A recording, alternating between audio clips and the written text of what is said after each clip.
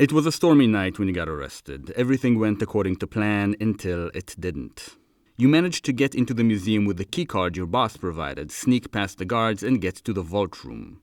You didn't know whether the cameras were off as you passed under them or if the guards were paid. All you knew is that no alarm went off. Your partner managed to open the vault door on the first try, and both of you quickly stuffed the jewels in your bags and made a quick but not suspicious escape into the back alley, only to watch as your getaway driver pumped the gas and bailed. Before you even began to realize how bad your situation was, the alarm went off and the same police car that spooked your driver away pulled over right in front of you. It was just bad luck. Neither you or your partner were to blame. You are now sitting in the interrogation room, the light hurting your eyes. One detective lurks in the darkness, looking vaguely threatening, while the other slams a piece of paper down on the table in front of you.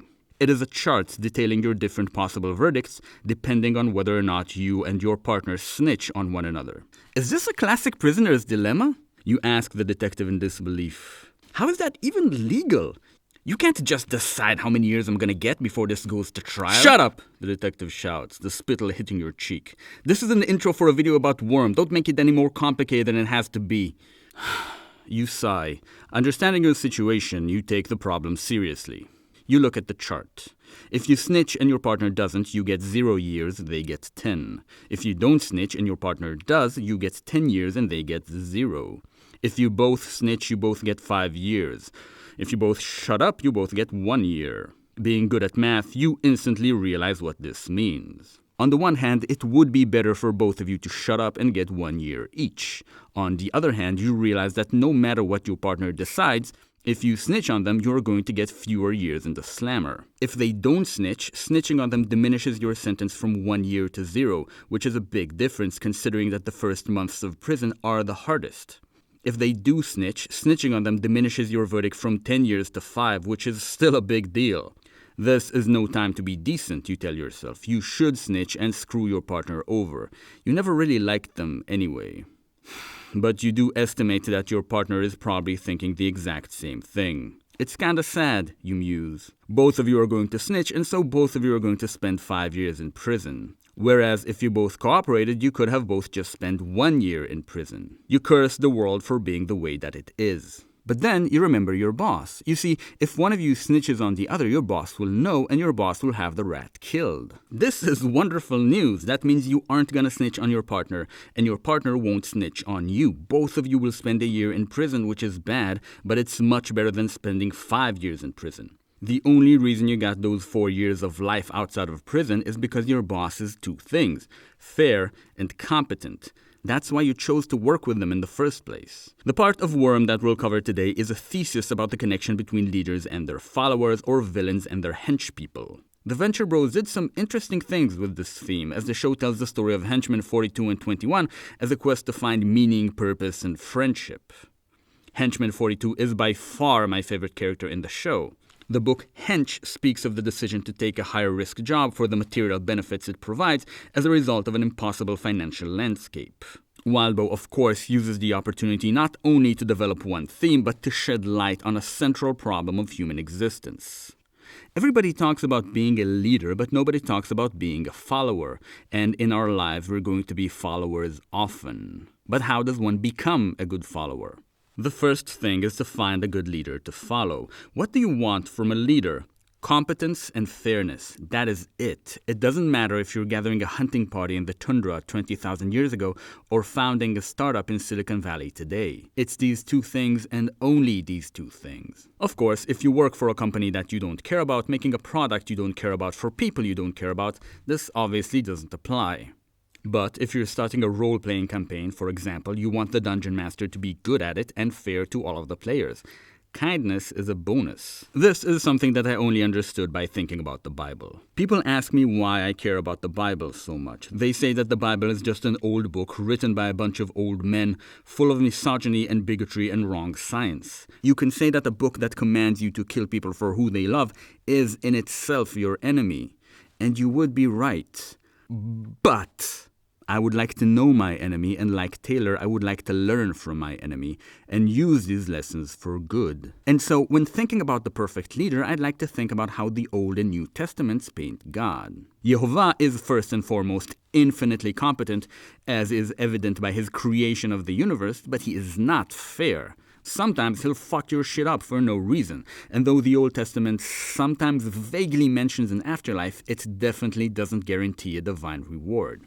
Jesus improves upon the formula by being fair. The fact that Christianity has an afterlife in which you are rewarded and early Judaism doesn't is a big deal. It might explain why more people follow one imaginary leader and not the other. And this is what God is, the leader that we would all love to have. It's not a God-shaped hole, it is a hole-shaped God. But thinking about how these ancient men tried to fill this hole helps me think about how Taylor herself tries to embody the perfect leader. This video is going to go hard into the distrusting interpretation of Taylor, and I want to be clear about this. I don't think the distrusting interpretation of Taylor is the correct one. I think both the trusting and distrusting interpretations are valid at the same time, and it is not a spoiler to say that as long as I'm going to interpret Taylor, as long as there is a Taylor to interpret, I'm going to find both valid. Well, almost always. The reason I will spend more time on the distrusting interpretation is because you already know Taylor's trusting interpretation. This is her narration, her conscious thought. This is what we are learning in almost every video to doubt. Why?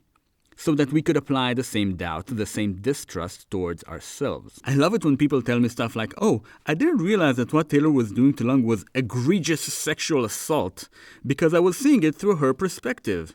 Guess what, motherfucker? When you do shitty things to people, you also see it from your perspective, hearing your own trusting interpretation inside of your own head. This is what your narration is. And if your response right now is, I don't do shitty things to people, I have to ask, how would you know?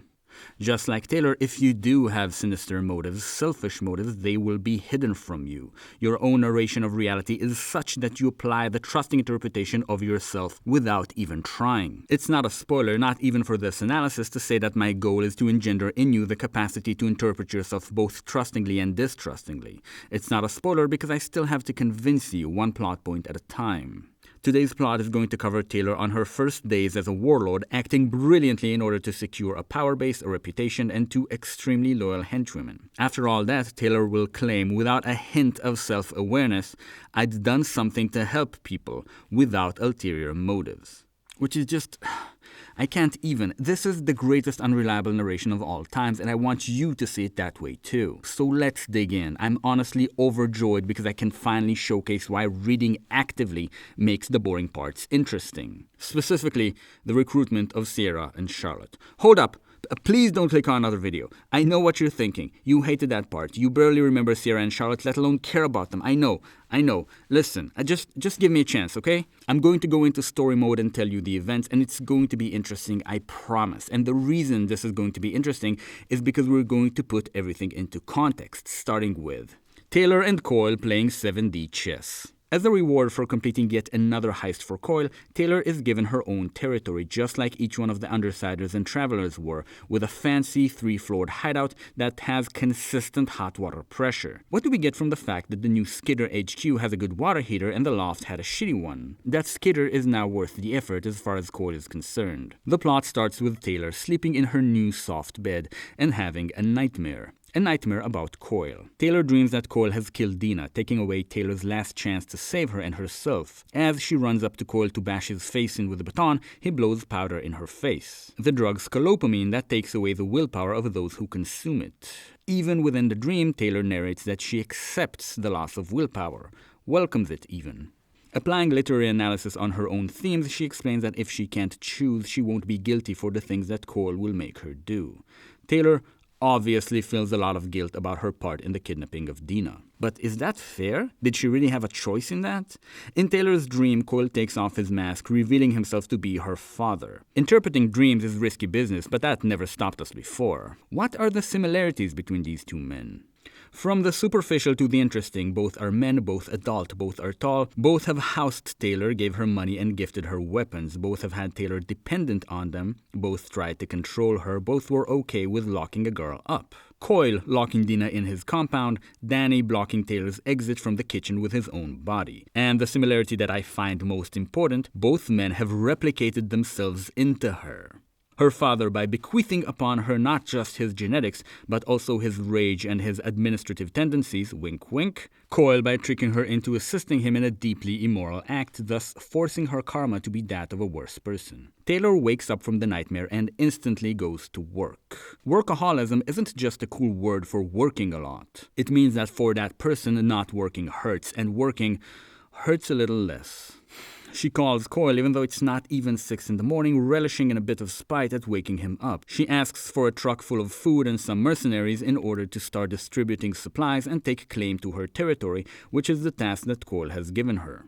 We're going to get to that scene in a bit, but before we do, we need to understand what pieces are on the game board and where they are positioned.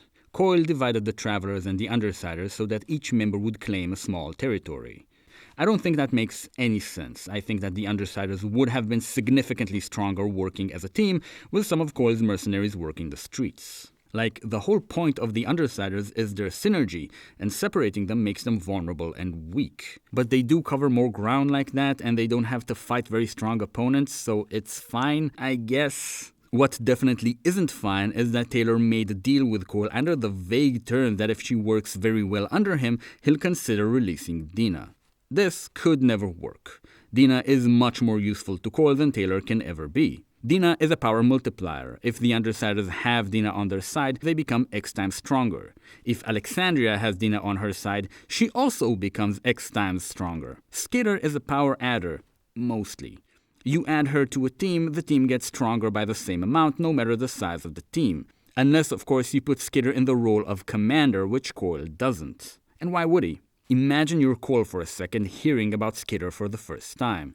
You get reports of this new hero attacking the Undersiders in one reality, and in another reality she joins the team. So you constantly keep tabs on this infiltrating hero, cross-check between Tattletale and your pet for assessment of the Skitter and her chances of betraying you. You send her to rob a bank to see if she'll actually do it, and then send her to humiliate the heroes at the banquet, knowing that after this they will hate her, making it harder for her to defect. So, knowing that Skitter is planning to snitch on you and the Undersiders, you reveal your identity as Coil to her.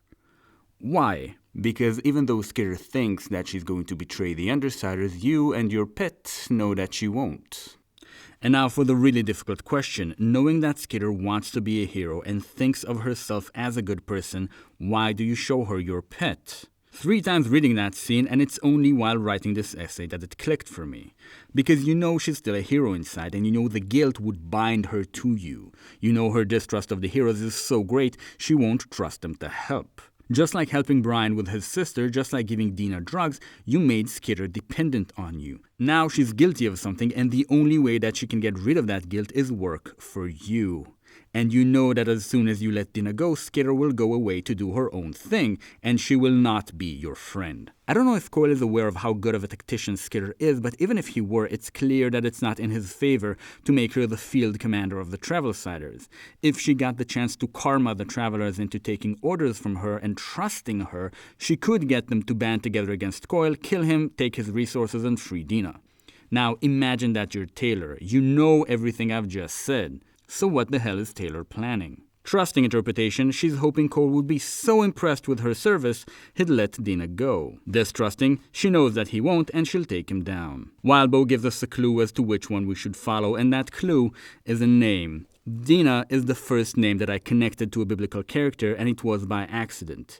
Dina in modern Hebrew means her verdict, and I thought that was cool because Dina is in a way Taylor's verdict for her careless actions. But I wasn't sure that's what the name meant in biblical Hebrew, so I went looking for the name's original meaning, at which point Wikipedia pointed me to Dina's story, which is what got me into writing these essays in the first place. So, it is my great honor to tell you the best Bible story I know, not just in relation to Worm, but generally, the best Bible story that you will ever hear. Dina just moved into a new town with her father Jacob and her 2 brothers, Shimon and Levi. While the men are setting up the tent, she goes around the camp to see what's going on and sees some girls dancing and playing the drums. As she is distracted by the playing and dancing, Shechem, son of Hamor, sees her and instantly decides to kidnap her. He is written to take her and lie with her and torment her, and your guess as to what that means is as good as mine, particularly because the next line says that his soul stuck to Dinah, daughter of Jacob, and he loved the girl and spoke to her heart. Boys will be boys, I guess. Even though Shechem is a Chivi, he is not a barbarian, so while keeping Dinah captive in his home, he goes to Jacob and asks him to marry her. He tells Jacob how much he loves her and how much he's willing to pay. Interesting thing, to this day the Hebrew word for husband means owner. Jacob's sons deal with Shechem and they propose something like this. Listen, these things happen, right? As you've already had your way with our sister, the right thing to do is for you to marry her. In fact, we should make a pact where you, the Chivi, will marry our daughters and sisters, and we proto-Jews will marry your women. That way, we'll have a strong, united tribe, and everybody will be happy. Shechem is thrilled. It sounds like a great deal. But Dinah's brothers continue. You see, there's just one thing, though, they say. We can't have our sisters holding hands with someone who is uncircumcised. Let me tell you, these people take their genital mutilation very seriously, and there is a game theoretical reason for it. If you're trying to filter your group for infiltrators, you can be pretty sure that the ones who agree to have their genitals mutilated are ride or die. Shechem is in love, and also it's pretty clear that if he doesn't agree, then Dinah's family will have to avenge the devaluation of their sister, and nobody wants to get into a war with a tribe of genital mutilation enjoyers. Why? Because that initiation ritual ensures that their group is extremely cohesive. Did I say that the Bible is about social cohesion? Because I think that the Bible is about social cohesion. Reluctantly, Shechem and his tribe agree. I was 8 days old when my own parents handed me off to a priest to get ritually mutilated, so I don't really remember the recovery process. But we can assume it hurts for a while. On the next day, while the Chivi are still recovering from the wildest episode of Jackass ever, I quote, "The two sons of Jacob, Shimon and Levi, the brothers of Dinah, took each one his sword and came to Shechem's city confidently and killed each and every male. And Hamor and Shechem his son they killed by the sword, and they took Dinah from Shechem's house and left." Is this not a great story? Are you not glad you now know this? Back to Worm, the parallel is pretty clear. One person holds this young girl captive, and in order to release her, the hero of the story makes a pact with the kidnapper in order to lower the defenses of the kidnapper and take the girl away. And the parallels go even deeper. Jacob, it turns out, was not in on his son's ploy. When he finds out, he tells them that what they did was wrong. Now, in order to understand what Jacob means by that statement, we need to understand what kind of man Jacob is. We're going to expand on Jacob's character when we talk about the 9, but for now, suffice it to say that we're talking about a man who tricked his blind father into giving him the inheritance instead of to his older brother and rightful heir. A man who at some point as he is alone in the wilderness at night meets a man who is probably an angel, grabs the man's hand and doesn't let go until this probably angel gives Jacob a divine name, one that means God will be present, or in Hebrew, Israel. The angel doesn't want to give Jacob the name, it's just that Jacob won't let go even when the angel beats the fuck out of Jacob. Beats him so badly, in fact, that Jacob still has a limp when he tells his sons that they've done wrong. This is not a moral man, so why is he telling them that their sick-ass gambit was wrong? Because if they keep making alliances and betraying those alliances, nobody's going to trust them. Who does that remind you of? Come on, write another comment about how out of place my biblical references are. Tell me it's a coincidence. In the beginning of the next arc, Taylor will tell Brian that she's ready to kill Coil if he won't honor their deal and release Dinah, to which I say, word? The thing about Coil, though, is that he's smart. I'm not saying that. Lisa did right after Taylor met Dinah for the first time, and God knows it hurts Lisa to give another person credit for being smart. And I agree, the trick of letting Taylor see Dinah is brilliant, particularly if you go back to this scene and see how he pretends to be surprised that Dinah's predictions change in response to Taylor hearing them. Pretending not to know, Taylor is shocked to learn about Dinah. He pretends not to have known that Taylor had been heroic all along. And if I may talk about literature for a second, I don't understand how it's possible to write like this. I don't know how much work it must have taken, but what I do know is that the product is so unbelievably rich. Anyway, we assume that Coil knows that Taylor is planning all of this, or at least considers it an option. And Taylor knows that he knows, and Coil knows that Taylor knows that he knows that she's planning something. I guess infiltration is a theme because we have a lot of infiltrators, and you can't say infiltrators without saying traitors. Chariot in the wards, Pigott in the wards, Sophia in the wards, both as Spiteful and Alec's puppet, Taylor in the Undersiders, Alec in the Undersiders doing to Sophia things that none of the rest would agree to. Rachel in the Undersiders trying to kill Taylor at the ward's headquarters, Taylor as an underling of Coil, Coil with the rest of the villains, and most importantly, Coil as the Undersiders' boss. Coil pretends to be the boss I described in the intro, competent and fair, but sending the Undersiders to a mission that more than half of them end up regretting is not fair. I don't think being separated from one another is going to work in their favor either. But what is Coil planning? At this point, I don't think we have enough information to know, and neither does Taylor. So what does she do? Makes herself useful to Coil. How? The main trait of Taylor is that she tries more than anyone else. In fact, it is often tragic, and I mean tragic in the Greek sense. In several cases, but not always, it is this over-trying that hurts Taylor and the people she loves. On her first night out, instead of joining the wards or becoming a solo hero or even becoming a solo villain, she chose to infiltrate a criminal gang without any experience or support. This is an insane thing to do, and it is not surprising that she was found out instantly. Let me be clear, the time that Taylor spent as an undiscovered infiltrator in the Undersiders is less than 0 seconds, and it ended up hurting Taylor's own causes.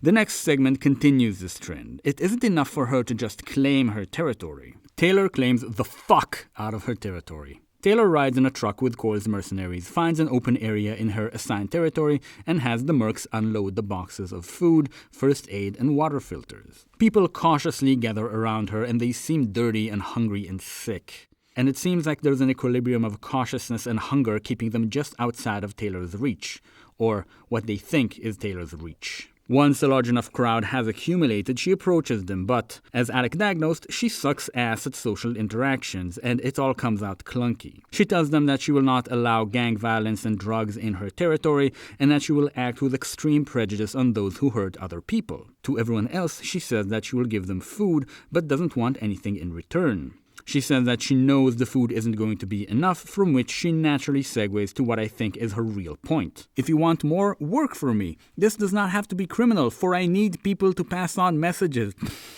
For I need. What a fucking dork.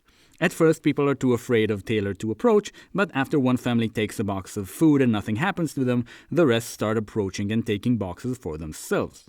Taylor, being dedicated to give 9,000%, has literally bugged each and every person in the crowd, taking notice of which ones have weapons. One of them starts swinging a knife around, scaring people away from the food so that he can take more for himself. Taylor tries to talk to the man, but he does nothing but repeatedly curse at her and tell her that he isn't scared. At which point Taylor, being a completely normal person, tells him to stab her. The man is of course confused, but Taylor repeats the challenge until he finally agrees.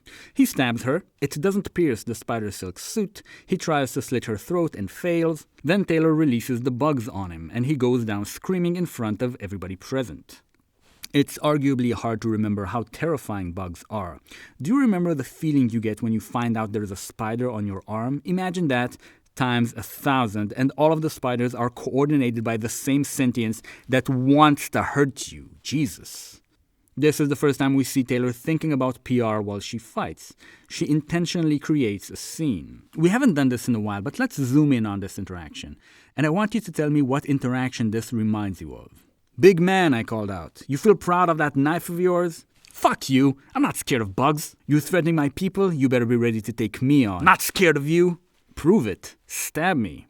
He looked around at the crowd, hesitated. What? I asked him. I thought you weren't scared. I'm not. Then stab me. He made a motion as if he was going to lunge for me, then stopped. Pathetic, I snarled. Not for the crowd.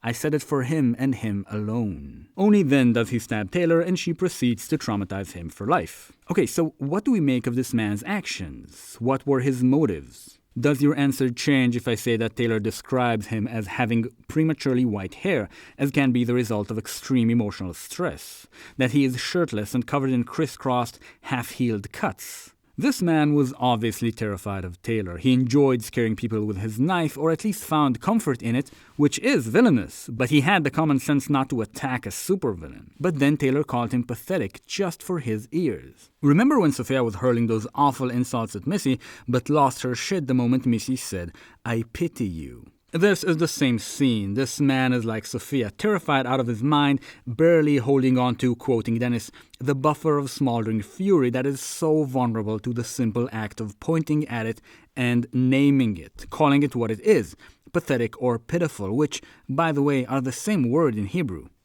What Missy had done to Sophia by mistake, Taylor does to this man on purpose. Why does she do it? To push him over the edge from indecency into spite, thus making him choose the self-destructive action of attacking her in front of everybody. Why does she do that? So that she could show them how tough to kill she is and how brutal she is with those who try. But to those who never even considered harming her, she communicates how ferocious she's going to be at defending them. Like your boss from the jewel heist, competent and fair. She takes the knife from the man, and the moment she does battery, a superhero steps out of the shadows, using her super speed to suddenly appear beside Taylor. "I can't let you use that," she says, that meaning the knife. Taylor says that she never intended to, but narrates that she was going to stab the man's hand, meaning that she lies to Battery's face. Battery is a self-insert here, not for you, for me. Battery says what I want to say. She asks Taylor what's her agenda, and Taylor says that she doesn't have one. She just wants to feed and police these people until order is restored.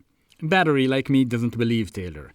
Your kind always has an agenda, she says, and by your kind I assume she means healthy adult human beings.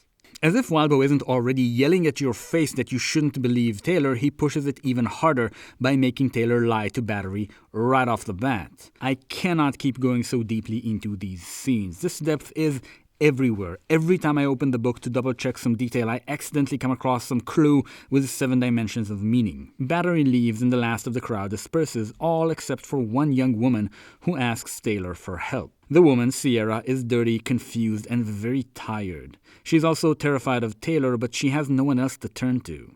Sierra tells Taylor that her brother had been taken, and before she can say anything more, Taylor says that she'll find him. Taylor's basically falling over herself with desire to help. How nice. As they walk together to Taylor's lair, Sierra tells the story of what happened to her brother, Bryce, and again, every detail, every story is suffused with meaning. Sierra tells Taylor what it was like for a normal human being to run for the shelters as Leviathan attacked, what it was like to come back to her home and find it flattened.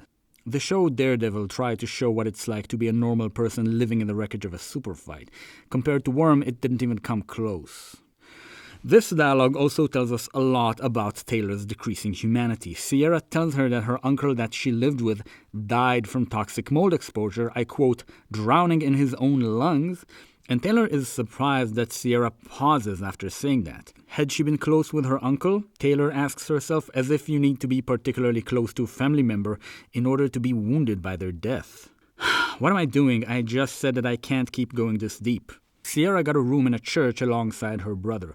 One last seemingly meaningless detail. For some reason, Sierra slept on the floor while her brother took the cot. Probably doesn't mean anything. While they were at the church, some merchants broke in and started trashing the place, attacking families with kids and setting everything on fire. Sierra escaped, and when she returned an hour later, she found that her brother wasn't there and that the Reverend was assaulted in a way that is truly horrifying to think about, a way that will make the remainder of his life significantly uglier and more painful. In the way of themes, we're asked to think about why the Reverend was the only one at the church whose life was ruined with such vicious thoroughness, and whether that has anything to do with why Sophia was at her most spiteful towards Taylor and Missy, who kept trying. Seeing someone try to improve the world reminds the spiteful of the thing that they are trying to forget, and attacking that person is the best way to strengthen their own defenses. I thought that Mannequin is the one to start this theme, but it is set up way in advance. Taylor asks Sierra for more details about the man who attacked the church, and as Sierra speaks, the memory invokes in her this helpless rage. She tells Taylor that she used to be a pacifist, but now she wants them to suffer. In the Old Testament, it was common to avenge a slight sevenfold, but Sierra doesn't go that far. She asks Taylor to do to the men who took her brother something twice or thrice as bad as they deserve. I was wondering about her name. Sierra means mountain range, or literally saw. At first I thought this had something to do with hard work, but now I think it's a pun. Because unlike most characters in Worm, Sierra was changed not by something that was done to her, but by something she saw. After seeing what the merchants had done, she's no longer a pacifist, thus making her a bit more like the merchants who attacked the church. Taylor takes Sierra home, makes her tea, and literally tucks her into bed. Then she goes to see Lisa about Bryce, which leads us to crashing the merchant's party.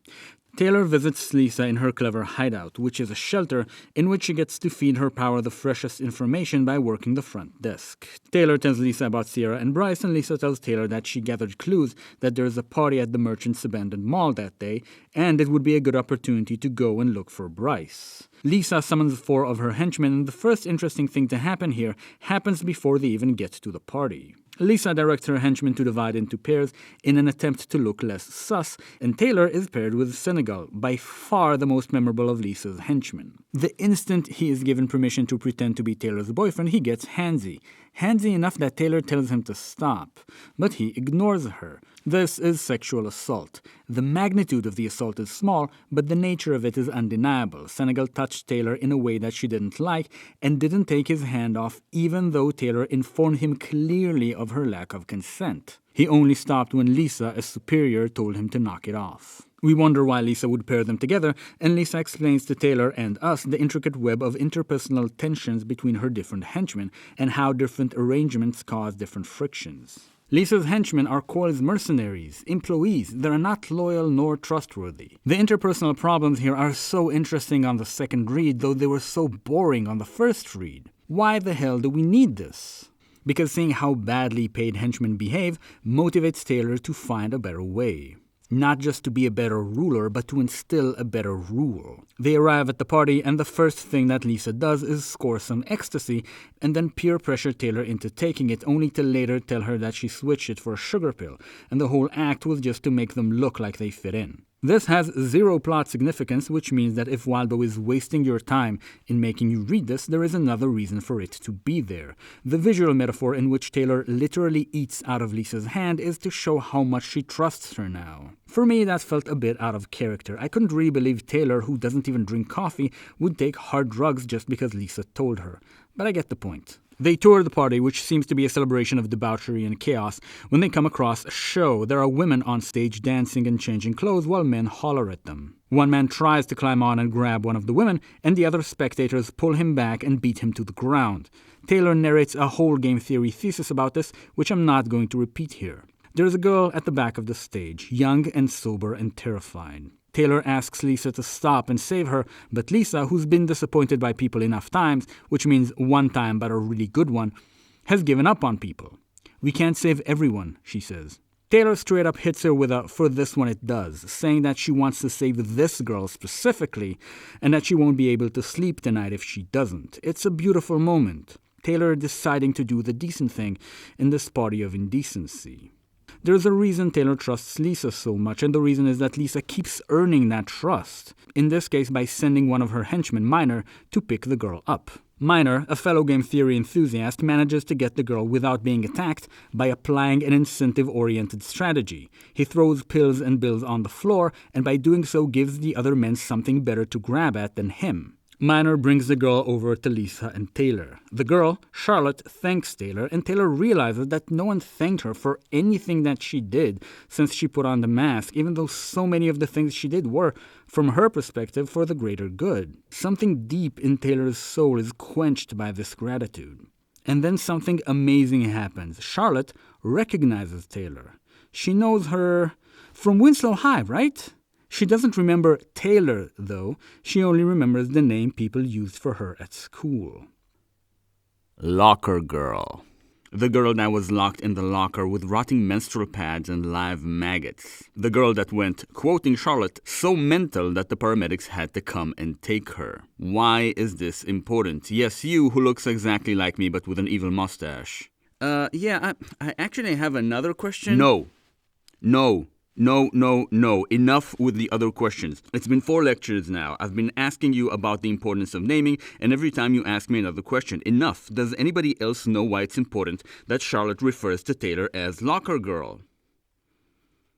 Because names are important? Fucking finally. Yes, names are important. Elaborate, please. By calling her Locker Girl, the bullies made sure that everyone that talked about Taylor had to remember first and foremost the incident that she would prefer everyone forgot. By taking Taylor away from her and replacing it with Locker Girl, they've taken away something precious that her parents gave her. They ruined her reputation, which might be the reason she's protecting it so ferociously as Skitter. Thank you. This renaming is so much more impactful because A, it had been there all along and Taylor hid it from us, meaning that she was trying to hide it from herself, and B, we've been guided here by so many acts of renaming. First and foremost, Skitter's name being chosen for her simply because the wards didn't think they could make Worm stick. But also Weld not knowing his own name nor Dean's, Clockblocker's self-naming, Sophia calling Missy Little Tyke, Jean-Paul naming himself Alex, Sarah naming herself Lisa, Hellhound, Brutus, and Judas. Even the fact that Rachel was decent enough to let Angelica keep her original name instead of renaming her something that would fit the theme. Going back to Miss Militia's interlude, when little Hannah has to watch her bully bleed to death, she forgives him for a very specific type of bullying, calling her names. And as Taylor saves Charlotte, the first thing she does is call Taylor Truly, one of the most vicious nicknames I've ever heard. Charlotte does a lot to make Taylor and us hate her. Though we could excuse her uttering the name Locker Girl once, considering the circumstances, she keeps talking about it, describing the events in nauseating detail, and worse, excuses herself for not helping. I wanted to help, she says. It was Emma Barnes. She's interrupted by some merchants-related event, and we don't get to hear what Emma Barnes did. Maybe she threatened everyone at Winslow that if they helped Taylor, they'd be getting the same treatment as her. Maybe she didn't. We don't care, and neither does Taylor. She accuses Charlotte of thoughts and prayers, and God, is she angry. In a very real way, she's angrier with her than she was with Gladly. She knew who Gladly was when she chose to save him. With Charlotte, there was a moment of hope that maybe Taylor would find a single decent person in this Sodom of indecency and spite. But she doesn't. Taylor is presented with an important question. Are these people worth saving? This, I think, augments Taylor's heroism. A valiant knight saving a beautiful princess from a dragon isn't heroic at all, particularly if he gets to platonically hold hands with the princess after. And Taylor here helps these people who are so disgusting, which is even more heroic. Unless it's going to really work out in her favor later. Once she's relatively safe among Lisa's mercenaries, Charlotte asks if they're going to run away, and Lisa says that they will look for Bryce. Taylor feels it's important, she explains, and she usually got a pretty damn good reason for doing what she does. Excuse me? What was that? I'm serious, what the fuck was that? What does that mean? What is the problem, you think to yourself? Why is my man freaking out? Because I should, and you should be freaking out also. Okay, let's chew on this wonderful sentence together. First of all, this is extremely similar to Arm Master saying Skitter always has a reason for doing what she does, seconds before snitching on her to the Undersiders. But that's not terrifying. What's terrifying is this. Lisa having to explain that Taylor must have a reason means that the reason isn't evident. The reason that Taylor stated, that she wants to do a good thing for a resident in her territory, is not the reason that Lisa believes in. When Lisa states that Taylor usually has a good reason, that implies that she doesn't know what that reason is, and it's not Taylor's self-professed benevolence. Also note that when Taylor wanted to save Charlotte, Lisa didn't see that benevolence as a good enough reason. Lisa goes by the distrusting interpretation of Taylor, confirmed. It's not just that Lisa suspects that Taylor has ulterior motives. She knows that those ulterior motives are going to work in Taylor's favor, thus strengthening her allies as well, Lisa first and foremost amongst them. The fact that Taylor just nods and says thank you boggles my mind. In light of this, I ask you to reconsider Taylor's rescuing of Charlotte, because she doesn't just rescue her, she gives her trust, and just like Lisa and Lao fucking duh, by giving her trust, she makes Charlotte into someone worthy of trust and eventually a more trusted henchperson than any of Lisa's mercs. Though Lisa's mercenaries are far from useless, while Taylor is transforming Charlotte into being more like her, one of the mercenaries finds Bryce. Turns out that he's nobody's captive, he's just hanging out with a girl, presumably trying to charm her into holding his hand. We get the picture instantly. Bryce wasn't kidnapped, he ran away. When Lisa grills him, he describes the church as boring and tedious, and complains of the injustice of doing chores all day. With the merchants, he was free. Why did Bryce choose spite, and what does it tell us about the statement Walbo is making here? Bryce hated having no agency, no power. He was terrified of the world and he was being told what to do. The people in the church were trying to make things better, but it seems to Bryce pointless. With the merchants, the world was still horrible, but as an agent of chaos, you don't feel as helpless, especially if you get to hurt other people. He who makes a beast out of himself gets rid of the pain of being a man isn't correct, but it's not entirely wrong either, and it sure is tempting. Before Lisa can make Bryce curse the fact that he was born with functioning ears, the music dies down, and Skidmark, leader of the merchants, addresses the crowd with a microphone. Skidmark is the embodiment of spite. His very name causes me discomfort. The way he speaks is extremely abrasive, and any interaction that we've seen him have with any villains aside from his own minions was detrimental to his own interests. In front of Taylor's disgusted eyes, he uses his power of creating sort of lines of acceleration like you'd have in a racing game to create an arena. People can be pushed in, but they can't come out. He announces that there's going to be a free-for-all battle, and the last 5 to stand get superpowers in a can. I'm not going to get into the Cauldron plotline. It's done wonderfully, perfectly woven into the plot, and there's not much I can point to that you wouldn't get from reading it yourself. What I will point to is that as if Hobbes' Leviathan wasn't already visibly the cornerstone of this plot, Skidmark creates a literal condition of war of all against all, the same one that Hobbes described in his book. And why does he? To make people trigger, of course, but more than that, to make them more like Skidmark, just like Taylor, just like Sophia. Going back to Blake's Proverbs of Hell, the crow wished that everything was black, the owl that it was white. Inside of the arena, a fight for survival begins. Outside of the arena, there is a sort of celebration of spite. People beating each other up, stealing from one another, and There's two people in the crowd that I think about often. An old man and a young man, maybe father and son, forming a core memory together as they tilt over a trash can full of hot garbage right into the border of the arena. As the hot garbage comes into contact with Skidmark's power, it shoots at remarkable speed and hits the people fighting for their lives. You can't help but ask, what is this for? You could believe that someone who throws a brick into the crowd is trying to save a friend, but these men are just humiliating people who are already fighting for their lives. They remind me of Sophia and Emma. What does Taylor feel when she sees this? Just like with Charlotte, Taylor's trial is to keep trying to help these people, to keep trying to be good. You have to wonder, can these people be saved? Should they be saved? You already know that a good protagonist needs to stand in front of difficult odds to be heroic, and Walbo doesn't just amplify this, but takes it in a rarely seen direction. Taking us even further in that direction, Bryce escapes Lisa's mercenaries and just runs into the arena, past Skidmark's power and into the carnage. He doesn't want to be saved, only left alone. And still Taylor keeps trying to help him, even though the situation is getting really dangerous. Taylor herself is surprised by how important this is to her, asking herself why she's doing this. Why, indeed. There are a lot of people in the crowd who need saving, but she only goes after Charlotte and Bryce. Why? Charlotte because she doesn't want to be there. The trusting interpretation is that she should be saved. The distrusting interpretation is that it is exactly because she doesn't want to be there that Charlotte will make for such a grateful and loyal henchperson once rescued. Bryce doesn't want to be saved, and for Taylor, he's pretty much the same as the garbage duo, and Taylor doesn't try to save them. This isn't about Bryce, this is about Sierra. The trusting interpretation here is so beautiful. Every time that someone like Sierra asks Taylor for help, every time that someone like Lisa tells her to stop trying, a part of Taylor remembers gladly, and the principal and her own father. People who should have helped but didn't, because they had other stuff going on. Taylor doesn't want to be like them, doesn't want the world to be like this. This is the first time she has great power over anybody, ever, and she takes the resultant great responsibility with both hands. The trusting interpretation is that, like she narrated before, she has to be better than gladly.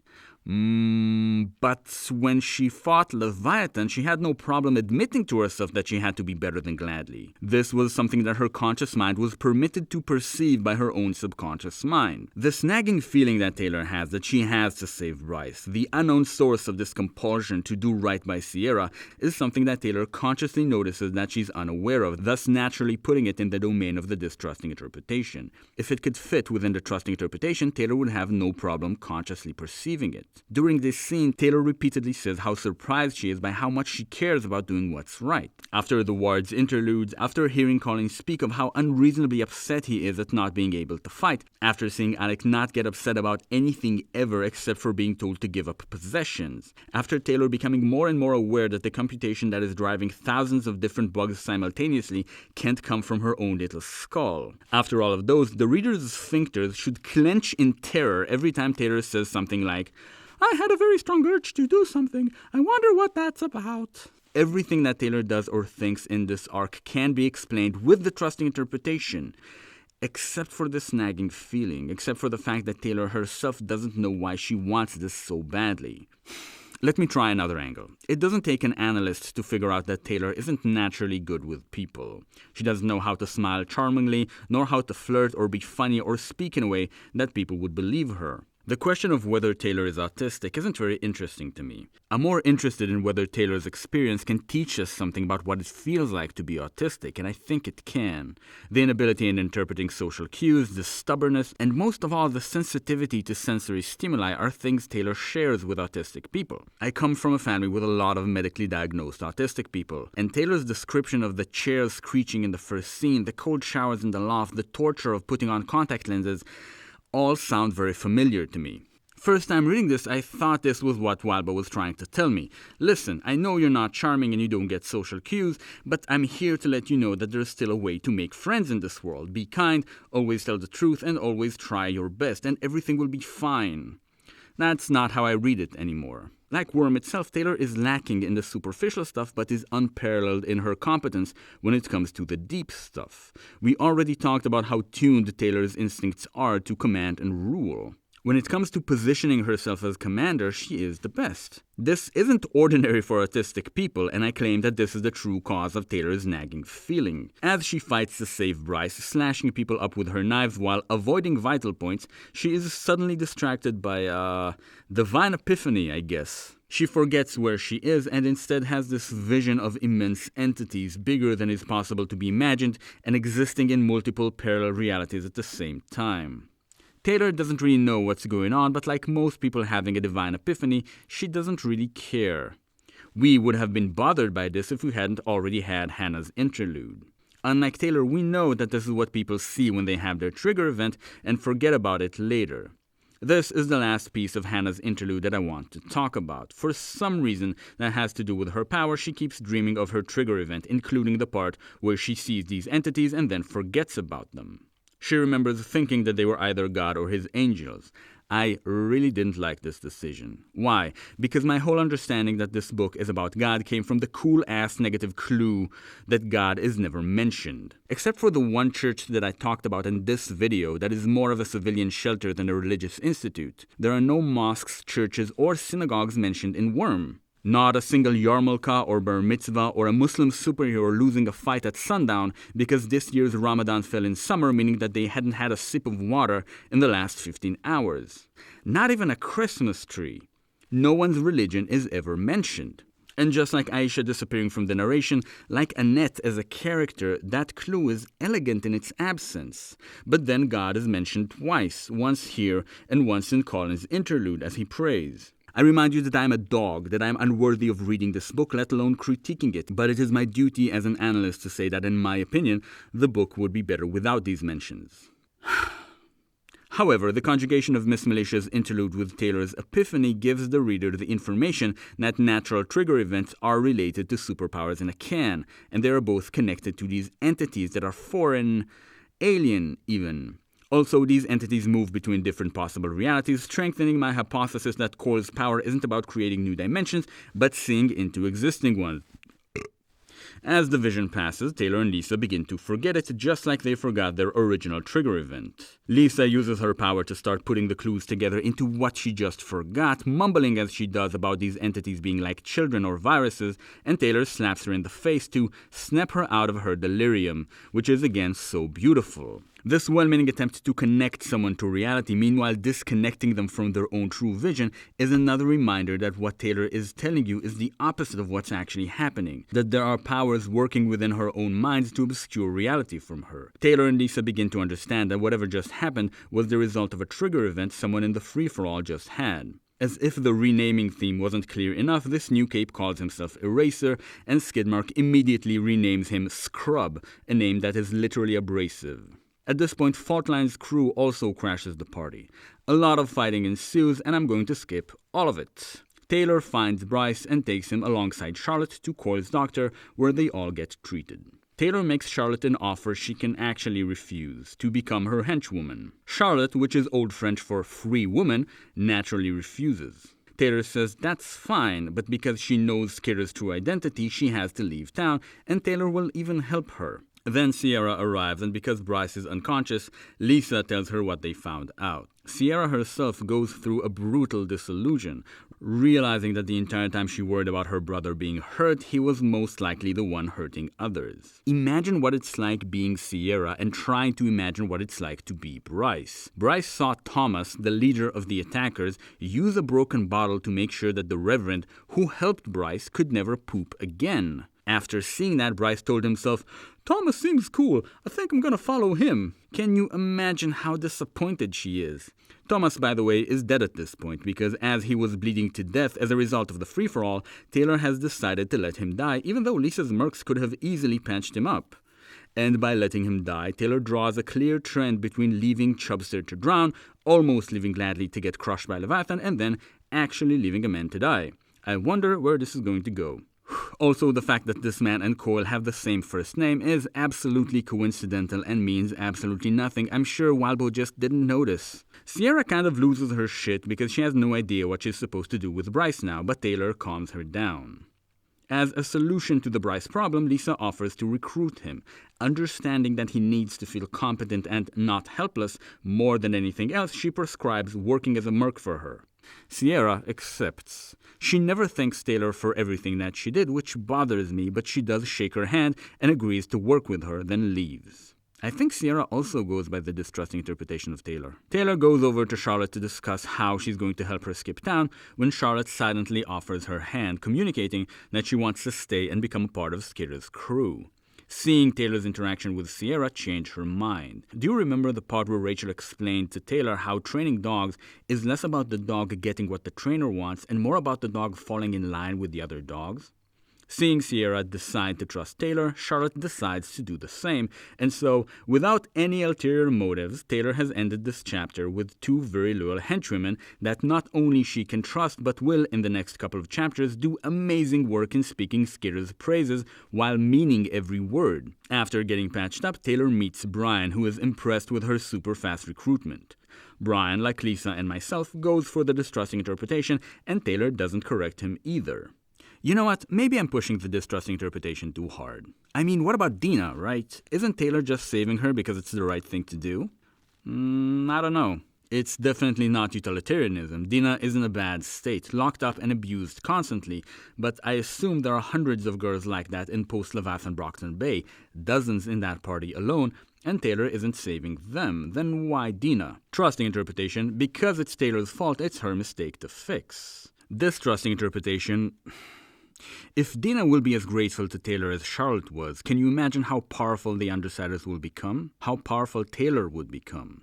Even Taylor's aversion to lying seems to me in the distrusting interpretation as a way to accumulate power, to make herself trustworthy so she could make more alliances. Taylor never lies to anybody except for her dad. Right after having the nightmare about Coil, she goes for a run and meets her father, and she lies to him through her teeth. At first, I thought that Taylor only lies to non-capes, but that's not it.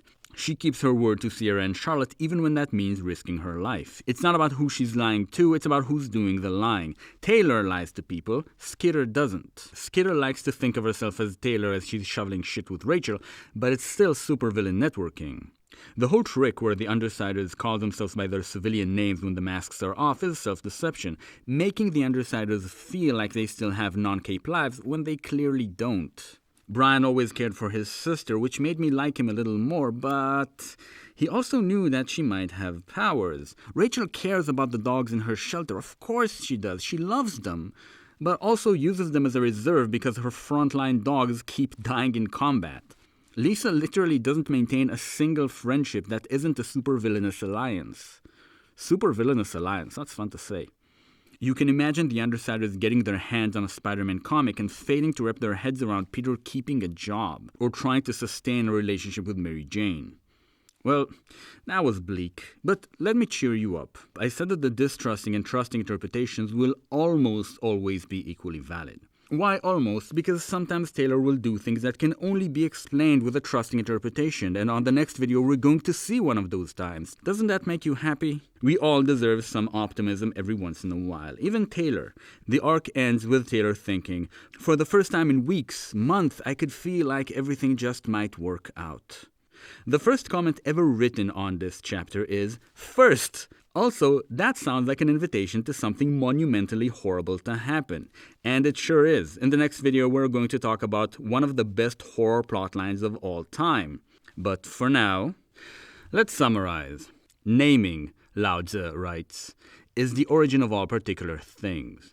This is something that you already know. At the early stages of a relationship, for example, after an intense session of platonic handholding, one partner might ask the other, "So, what are we?" requesting for things to be named and thus defined. By answering, the other partner not only assigns a label, but makes the relationship what it is. Judaism is very pro-naming. In Jacob's story, the probably angel strengthens Jacob by giving him a new name. In the book of Genesis, God, alone in the void, creates light and darkness, good and bad, by the simple act of naming them. The void, or tohu, is not vacuum but chaos, a world without definition. By naming the different elements of existence, God assigns meaning to the void. Lao Tzu, on the other hand, warns us of the misleading effects of naming. The world is formed from the void, like utensils from a block of wood. The master knows the utensils, yet keeps to the block. Thus, she can use all things. Again, this is more familiar than it initially sounds. Let me give you an example. The Ward's interludes go hard into the classification of different powers. Thinker, tinker, brute, etc. This is shoved in the reader's face as an erroneous approach. Speaking of Genesis, the Wards classify her as a changer, even though she is a master, and because of that misclassification use non-lethal ammo against her, instead of attacking her projection with lethal force. Taylor, though aware of the classifications, never relies on them and analyzes her adversaries for what they are. She thinks of her power not as simple mastery, but as a void from which she can create endless possibilities. The master knows the utensils, yet keeps to the block, thus she can use all things. But naming can be very useful if done right. By naming and defining spite and indecency, we have carved them out of the void, and now we can use sentences like, "By calling the white-haired stabber pathetic, Taylor pushed him from indecency to spite." I have, however, defined some things incorrectly, and it is time to correct that. We defined heroism as taking on suffering upon oneself in order to alleviate the suffering of a stranger, like in the case of Aegis dying to save Taylor. Loyalty, on the other hand, we defined as taking on suffering for the benefit of someone you trust that will probably do the same for you. Against Bakura, for example, Alec overused his power to protect Brian, stating explicitly that this action puts Brian in his debt. Loyalty is a self-beneficial behavior in which one sacrifices in the present in order to maintain strong bonds that will aid them in the future. Heroism, by definition, isn't self-beneficial. The question is, what do we call a situation where one helps a stranger with the expectation of some future reward? Can it still be heroism? I did a whole mathematical derivation of this before realizing 90% of the viewers won't care. I'm leaving it as a wall of text for all you hardcore nerds. For the rest of us, suffice it to say this. If the performer of a heroic action expects some kind of reward and said reward is equal or bigger than the sacrifice, it is in fact not heroic at all. This person is simply working for their own future benefit. Take these videos, for example. My main goal for these is to make people appreciate Worm more, and I simply wouldn't have been able to make these videos if I didn't believe that this is something that this book deserves. But at the same time, I do have ulterior motive. I would love to gain more reputation, more readers for my books, and maybe have someone recommend this essay to the We Got Worm guys so that they could recommend it to Wildbow and get me one step closer to my dream of interviewing this master of the craft. This is something we can both be happy with. Taylor, unlike me, claims not to have ulterior motives. The point of this video is that Taylor's heroic actions aren't exactly that. I claim she subconsciously expects a future reward, and that expectation makes her behavior self-beneficial. A sort of self-affirming loyalty. Post-edit note because this needs more specificity. I claim Taylor's heroism here is driven by a subconscious plan to create in Sierra, Charlotte, and the people of her territory the impression that she is the perfect leader, so that they will choose to serve her out of their own self-interest, meaning that she will have a greater and faster control of her territory, meaning that she could claim to have served Coil better than any of her peers, which advances her own goals, both under the trusting interpretation, earning Dina's freedom, or the distrusting interpretation, earning Coil's trust so that she could eliminate him and rescue Dina, Old Testament style. But that's not a bad thing. For Lisa, Brian, Sierra, Charlotte, and the rest of the people in Scared's territory, it doesn't matter that Taylor's motives aren't entirely kosher. Their lives are so much better because she's doing what she does. And I think you, like me, also know that you have ulterior motives, that even when you do something good for someone else, you often expect this to have a positive outcome for you at some point in the future. Like Taylor, you're disappointed when people don't thank you for your efforts. And that's fine, your positive effect on the world is still positive, but it's better that you know why you do it. Why is it better to know? Because, as we'll see later in Worm, reconciling the Jungian shadow will make you stronger, happier, and an overall better influence on the world. By the way, did you notice that there is only one single street in the entirety of Worm that has a name, and that name is Lord? God, I wonder what that means. Just in case someone didn't get it yet, this is obviously a reference to the feminist philosopher Audre Lorde, who wrote, "We have been raised to fear the yes within ourselves, our deepest cravings. The fear of our desires keeps them suspect and indiscriminately powerful, for to suppress any truth is to give it strength beyond endurance. The fear that we cannot grow beyond whatever distortions we may find within ourselves keeps us docile and loyal and obedient, externally defined." Just kidding. Lord Street is a reference to God. I just thought this is a great quote to end the essay with. In the next video, we're going to talk about the Slaughterhouse 9, in which the horror of being transformed will reach its first peak. But it's going to be a while because I need to read that whole arc for the third time. There's just so many details that I miss on the first two reads. Again, I don't understand how this book exists. An uncomfortably large thank you to my patrons who are not only giving me money to do my favorite thing, but also point out every mistake they can find, which I appreciate even more. The discussions have been intense and I personally have been having so much fun. A special thank you to Simon, Sang, Alexander, and Balvaz for reading the draft of this essay and helping me make it a little bit gooder. Until next time, know thyself, you hear?